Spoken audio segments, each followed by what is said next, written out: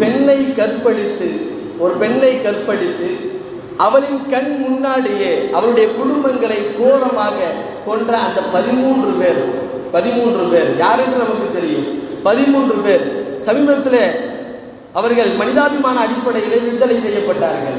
ஆனால் சந்தேகத்தின் பெயரிலே பிடித்து செல்லப்பட்டவர்கள் இன்றளவும் அவர்கள் சிறையில் தான் இருக்கிறார்கள்.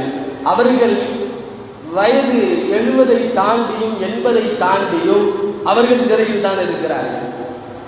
அவருடைய வாலிபம் அந்த சிறை கம்பிக்கு பின்னால் எப்பொழுதோ தொலைந்து போய்விட்டது.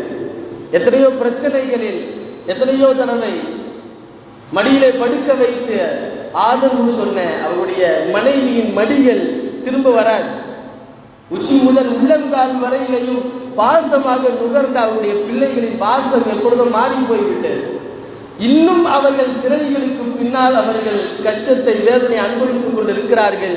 இதையெல்லாம் பார்க்கிற பொழுது இந்த இந்தியாவில் எப்பொழுதோ நீதம் என்பது மங்கி போய்விட்டது என்பதை நமக்கு மீண்டும் மீண்டும் உணர்த்துகிறது. சர்வதிகாரத்திற்கு முன்னால் நீதம் என்பது எப்பொழுதோ மண்டியிட்டு விட்டதோ என்பதை நமக்கு உணர்த்துகிறது. ஆனால் ஒரு நீதிபதி எப்படி இருக்க வேண்டும்? முழு உலகத்திற்கும்